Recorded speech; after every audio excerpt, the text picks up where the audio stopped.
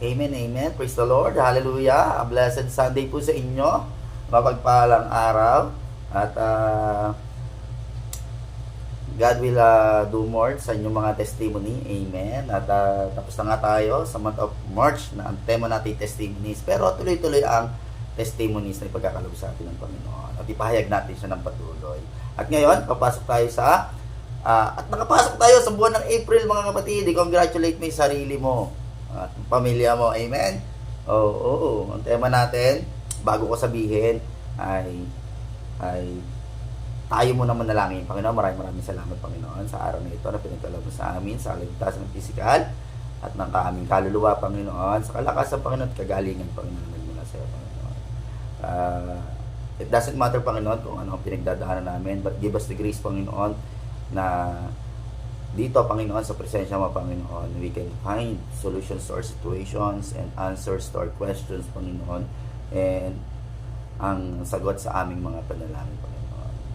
We will just set aside kung naman ang trials, challenges o pinagdadaan namin. Give us the grace to focus on you and to receive the things that you have designed and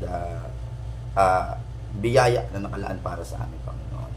Panginoon, huwag mo kaming pabayaan, huwag mo kaming iwan sa araw ng buhay namin, Panginoon. Lalo sa linggong ito, Panginoon, samahan mo kami, Panginoon.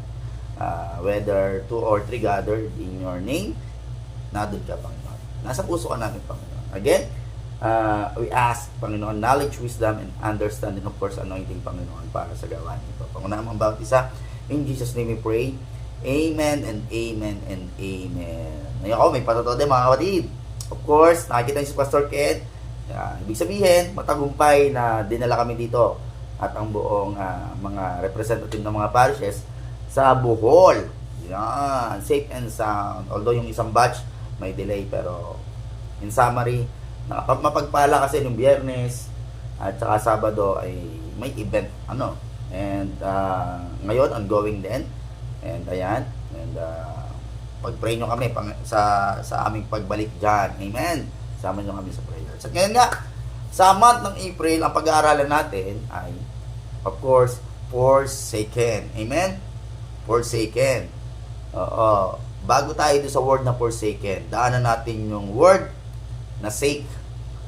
Oo. Ano ba yung word na sake? At saka yung narinig natin na word na for God's sake. Narinig din natin yung word na for my sake. At saka for your sake. Oo. Ano ba yung mga ganan? So, pag sinabi kasing sake, ito ay ibig sabihin nito kapakanan. Oo. Ibig sabihin, for God's sake, sa inaalala ng Panginoon ang kapakanan mo. Oo. Yung kabilang party naman, sa kapakanan din ng Panginoon. For example, para sa Panginoon yung ginagawa mo, tama ba? At sa side naman ni Lord, siyempre, inaalala ka niya lagi. So, ano pa? Punta na tayo dun sa forsake and forsaken. Oo. Yung forsake kasi, nangyayari pa lang yan. Pinababayaan o pinabayaan. Pero yung forsaken, past tense talaga yan na forsaken. At parang nabanggit nga dito yung pangalan ko. For sa akin. For sa akin. Corny si Pastor. Anyway, and this message is for me. And i-claim mo ang message nito ay para sa iyo din. Amen? Amen. So, ang tanong agad, wala pang pinag-aaralan. Ang topic po natin is intro o introduction sa ating tema na forsaken or intro to forsaken. Oo. Actually, ang sagot sa tanong na do God forsakes? Depende po. Ibig sabihin, oo. Malalaman natin kung bakit. Pero generally, hindi ka pababayaan ng Panginoon. Malalaman mo yan as we go along. Okay. So, tandaan nyo, may sinabi ang Panginoon sa cross, di ba? The 7 last word. Madalas na tinatakal yan pag Holy Week. Oo. So, nabanggit din yan yung forsake na word. So, basahin natin muna ang ating passages at saka ang keywords natin. Sa Isaiah 5, Isaiah 53, 3-5. Tagalog po ang babasahin ko. Kung available sa inyo, okay lang. And Matthew 27:46. So, basahin ko ito. Sa Isaiah 53 verse 3, hinamak siya at itinakwil ng mga tao. Dumanas siya ng mga sakit at hirap. Tinalikuran natin siya. Take note, tinalikuran natin siya. Hinamak at hindi pinahalagahan. Yung tinalikuran, parang doon pumapatak yung word na forsaken. Okay. Ang totoo, tiniis niya ang mga sakit at mga kalungkutang dapat sanay tayong dumanas. Grabe. Ang akala natin ay pinarusahan siya ng Diyos dahil sa kanyang mga kasalanan. Ang totoo, sinugatan siya dahil sa ating mga pagsuway. Binugbog siya dahil sa ating mga kasamaan. Ang parusang tiniis niya ang naglagay sa atin sa magandang kalagayan. Sa atin sa magandang kalagayan. At dahil sa mga sugat niya, ay gumagaling tayo. Amen. Bago ko basahin yung Matthew 27:46, ang tao talaga ang pinababayaan si Lord. Pero tayo, hindi tayo pinabayaan ni Lord. Okay. So, sinabi doon sa mga huling parte ng passage natin, di ba? Sa madaling salita, in summary, inarga tayo ng Panginoon. Di ba? Yung dapat tayong dadanas, siya ang nag-sacrifice. Di ba? Ang pinakamagandang example niya, mga kapatid, yung dinadanas na ng mga magulang natin na even before nung hindi pa tayo matured enough, hindi pa tayo nagtatrabaho, hindi pa tayo napasok, di ba? May mga sacrifices na silang ginagawa. Oo, na dapat ay matutunan din natin. Ibig sabihin, nahihirapan sila para at least guminhawa tayo. Ibig sabihin, kung ikaw anak ka, pakiramdam mo, hindi ka maginhawa, ibig sabihin, mas hindi maginhawa yung magulang mo. Ibig sabihin, magpasalamat ka sa magulang mo dahil yan lang ang nararanasan mo. Okay? Ibig sabihin, kung hindi nagsasakripisyo ang magulang mo, baka mas mahirap pa dyan ang dinadanas mo. Ang akin po sinasabing ito ay applicable po sa karamihan, pero syempre, may mga ilang cases na talagang pabayaan ang magulang. Okay? Oo. No excuse po yun.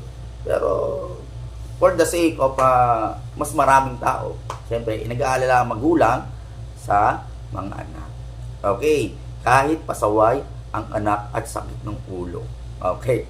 Kahit pa ulit-ulit na sumasaway, di ba? Di ba? So, ganun din si Jesus Christ, ang Father God natin.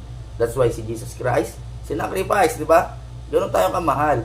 Di ba? Akala mo lang hindi. Okay? Yung Matthew 27:46. Okay. Sinabi dito, English ko babasahin. About 3 in the afternoon, Jesus cried out in a loud voice, Eli, Eli, lema sabachthani. Ibig sabihin nito po, my God, why have you forsaken me? Or Ama, Ama, bakit mo ako pinabayaan? Okay? So, ang Panginoon, He really never forsakes. May mga instances na akala mo pinabayaan ka lang. Actually, sample ulit, sa magulang ulit at saka sa anak, hindi pwedeng hindi mo pababayaang maglakad ang anak mo ng mag-isa. Yung baby mo, yung 1 year old, yung 2 years old, diba? Ma-experience niya yung itry niya ng sarili niya. Kasi doon siya lalago, doon siya mas magiging healthy, doon siya ma-exercise, doon siya matututo para maging normal na bata at maging normal yung kalusugan niya. Hindi mo siya pwede laging buhat-buhat, hindi mo siya laging akay-akay, magkakaproblema pa siya paglaki niya. Baka hindi dumiretso ang lakad niya. Okay, baka maging sakitin niya. Nagagets nyo? Oo. Minsan okay lang na madumihan para malinisan. Okay? Minsan okay lang na matapa nang mas matuto, magkaroon ng lesson. Nadadapa ako sa ganito, ganyan. Oo. Diba? Pero syempre, binabantayan mo ang bata. Tama ba? Hindi mo pwedeng pabayaan yan totally. Hinahayaan. Ayun ang word. Oo. Hindi totally pinoforsake. Hinahayaan mo siya para matuto siya. Tama ba? Minsan masakit, Okay lang, pag natuto, nag-gain ka pa. Sabi nga, di ba, lagi sinasabi ni Pastor Ken, no pain, no gain. Tama ba? So, ito naman introduction lang mga kapatid. Halos nasabi ko na nga yung mga gusto kong sabihin tungkol sa Forsaken. Pero syempre, sobrang makapangyarihan ng Panginoon. Kahit sabihin mo, hindi mo siya talaga lubos na makikilala, eh, hindi natin kaya i-comprehend yung word na Forsaken sa preaching na ito. Kahit sa preaching ng buong buwan. Amen? So, the Lord never forsakes. Maybe He just teaching you a lesson. Or maybe He teaches you lessons. Amen?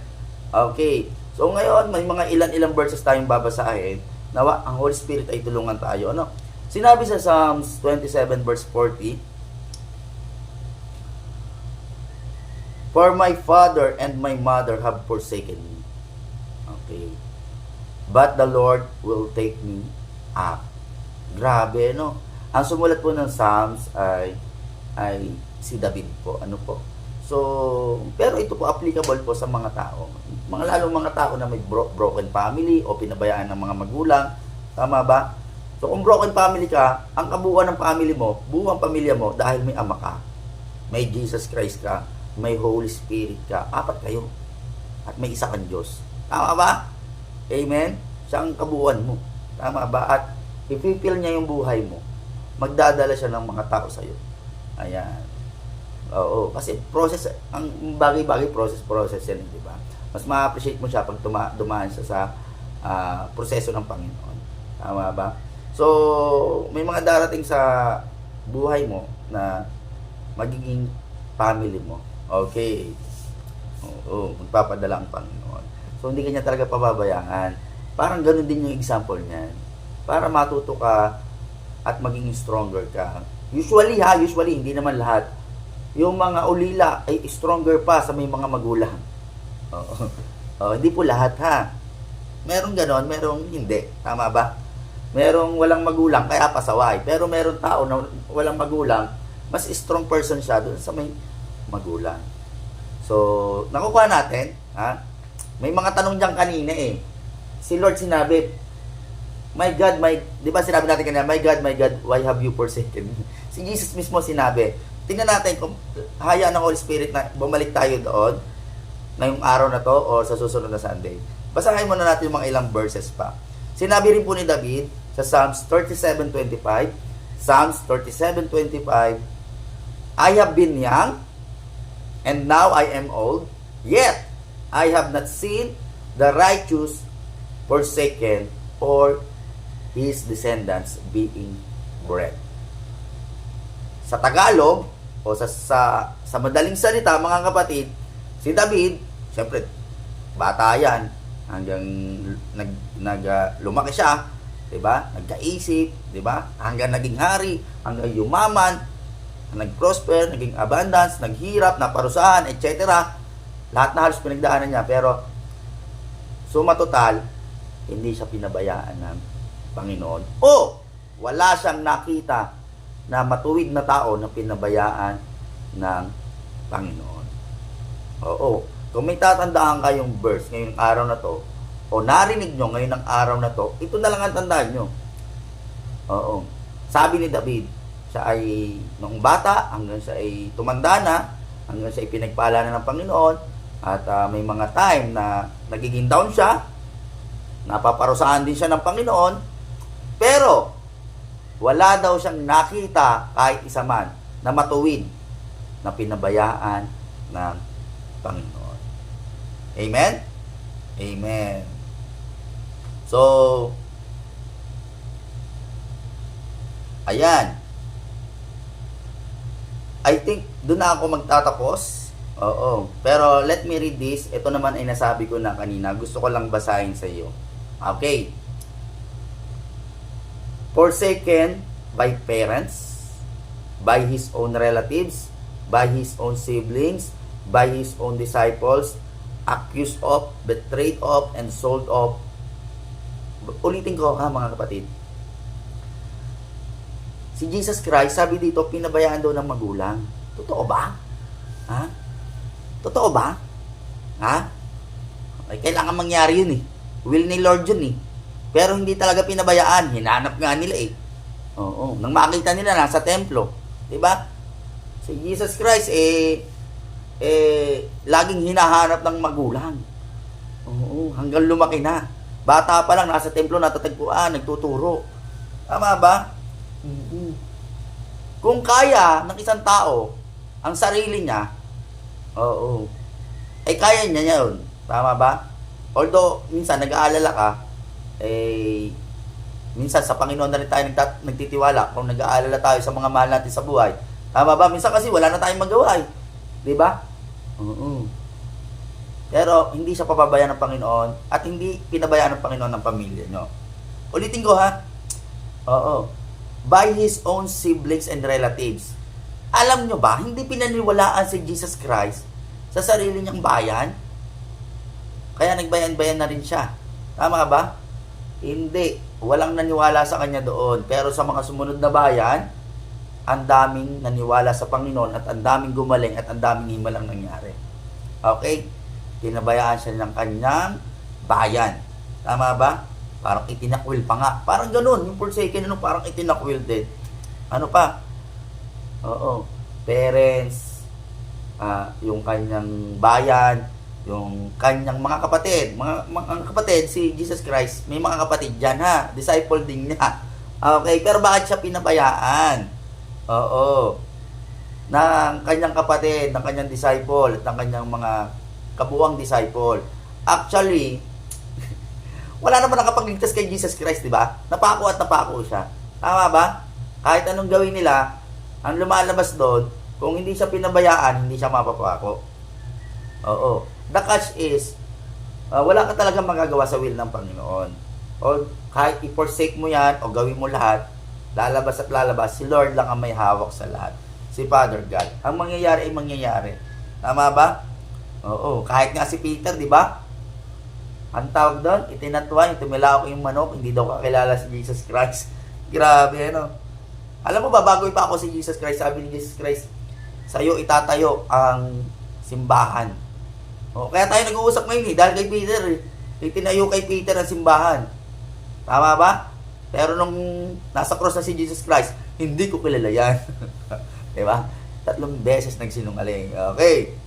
Oo, ganoon. So, naaksuhan. Diba, si Judas, isinanla, pinagbili pa si Jesus Christ. Grabe, best friend niya daw yon according sa mga theologian, ano? So, ang hirap isipin ito kung ikaw nasa kalagayan ni Jesus.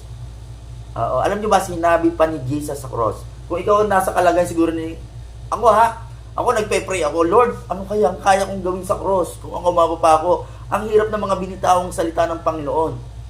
Pero since ako naman nagpapasok, kakayanin ko yun. Sabi kasi ni Jesus Christ, sinasaksak siya dito, nasugatan siya dito, nagalatay siya, ang daming paghihirap bago pa mapako.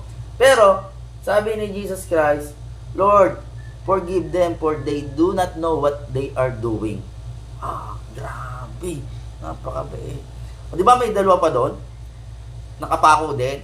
Yung isa, sinusubok pa si Jesus Christ, kung Diyos ka, bumamba ka dyan, iligtas mo na rin kami. Sabi nung isa, guilty din yung isa, kaya nakapako, inamin ng makasalanan siya. Patawarin daw siya, isama sa paradise. Sabi nung isang mabait, wag mo nga gananin si Jesus Christ. Tayo makasalanan talaga. Pero ang taong ito, wala namang kasalanan, pero nakapako. Sabi niya, Panginoong Jesus, isama mo ako sa paraiso. Sabi, ngayon din, isasama kita, sabi ni Jesus. So, kung ikaw, pababayaan mo si Jesus Christ at yung pagiging Kristiyano mo, hindi naman sa point na pababayaan ka ni Jesus Christ, parang sarili mo yung pinabayaan mo. Kaso, hindi ka may sasama sa paraiso, kapatid. Tama ba? Okay. So, ang galing. Sabi ni Jesus Christ, kung pwede lang hindi ko pagdaanan ito, ay huwag ko na sanang pagdaanan itong pinagdadaanan ko. Kasi hirap na hirap siya bilang tao. Okay? Pero yung espiritu niya at yung puso niya, hindi kayo sinabihan na, Panginoon, wag mo na tong isama sa kanan tong mga tao, bunawin mo na mundo. Tama ba? Oo. Oo, pwede niya sabihin yun, kapatid. Ayun, doon sasabihin talaga, pinabayaan na tayo ng Panginoon. Pero hindi, naparusahan, pinaalis sa paraiso, at gusto maibalik. Tama ba? Oo, so, grabe, ano? Yung mga pinagaling ni Jesus Christ, yung nasa araw ng palaspasan, yung iba doon nag-welcome sa kanya, yung iba doon mga pinagaling niya, pero nung ikapitong araw, o nung Friday, tama ba, Friday, diba? Nung Friday, ayun yung iba doon pinagaling, yung iba doon nakakita ng himala, yung siya pa nagpapako kay Jesus Christ. Grabe. Okay. So, in summary, mga kapatid, ay basahin ko na rin tong Isaiah 54:7. Part ng summary ko, ha. For a brief moment, I forsook you, but with great compassion, I will gather you. Ibig sabihin, sa maiksing panahon, pinabayaan kita. Oo. Kasi kaya ka na mailigtas ng Panginoon. Eh. Tama ba? Oo. Hinintay pa si Jesus Christ, di ba? But with great compassion, I will gather you again. Amen? Okay. So, parang ayun ang summary, yung binasa kong verse, no? Okay. So, yung summary natin, yung kay Jesus Christ, yung pinagdaanan niyang hirap sa cross, diba? Sabi niya, my Lord, why have you forsaken me? Bakit kailangan ko pa tong maranasan, pwede namang hindi. Pero syempre, alam din ni Jesus Christ yun, sinasabi niya. May wisdom kasi kung bakit sinabi ni Lord yung Father, why have you forsaken me? Hindi dahil pinabayaan talaga siya ni Lord. Ito, kaya sinabi niya itong mga word na to, ay para malaman din natin, na akala natin minsan, pinababayaan tayo ni Lord, pero hindi talaga. Amen? Amen. Kasi kaya dinala si Jesus Christ, role model. Titingnan natin si Jesus Christ, yung mga dinaanan niya, mga naramdaman niya, mga sinabi niya. Isa sa sinabi niya, my Lord, why have you forsaken me? Bakit mo ako pinabayaan? Tapos may magsasabi sa yung tao, alam mo, hindi ka pinabayaan ng Panginoon. Yan ay pinagdaraanan mo lang at malalampasan mo at mapagtatagumpayan mo. Oo, yung heartbreaks mo, kung ano man ang nagpadurog ng puso mo, kaya yan pagalingin ng Panginoon Jesus. So, mga kapatid, ayan, tapos na tayo. Ang bilis ni Pastor Ken. Oo. Kasi may gawain pa po kami mamaya dito. Amen? Ayan. At God bless you po sa inyo. At after kong manalangin, ayan, hinihiling ko na si Pastor Ken ay ipag-pray nyo rin naman after ng preaching na ito. Ano? Dahil ginamit ng Panginoon. So tayo muna yung manalangin. Panginoon, maraming salamat, Panginoon, sa araw na ito, Panginoon. Asan man kami? Oo. Kasi hindi mo kami pinagbayaan, kaya nandito kami. At mag-grasp namin, Panginoon, ang ibig sabihin, Panginoon, ng aming mga pinagdadaanan na hindi mo talaga kami pinababayaan. You just want us to grow. You just want us to be more mature. You just want us to be stronger, Panginoon, and to be stronger and to be knowledgeable. And para mas malaman namin yung appreciation na dapat namin ibigay sa iyo once na nakatayo kami sa aming pinagdadaanan. Once na inakay mo kami at nagtagumpay kami, Panginoon. Ano man yung mga kinakaharap namin, mga frustration namin, yung mga past failure namin, yung mga bagay na dapat naming malaman kung ititigil na namin o isusukan na namin o itutuloy namin o uulitin namin, Panginoon. Give us the grace, Panginoon, na malaman namin yung mga bagay na yun, Panginoon. Father, don't leave us, don't forsake us, O Lord. At alam namin naman, hindi mo gagawin. We thank you for this message, Panginoon, na binigay mo sa amin. Salamat sa iyong mga anak. And this is all we pray. In Jesus' name, amen and amen and amen. God bless you all. God bless you all po.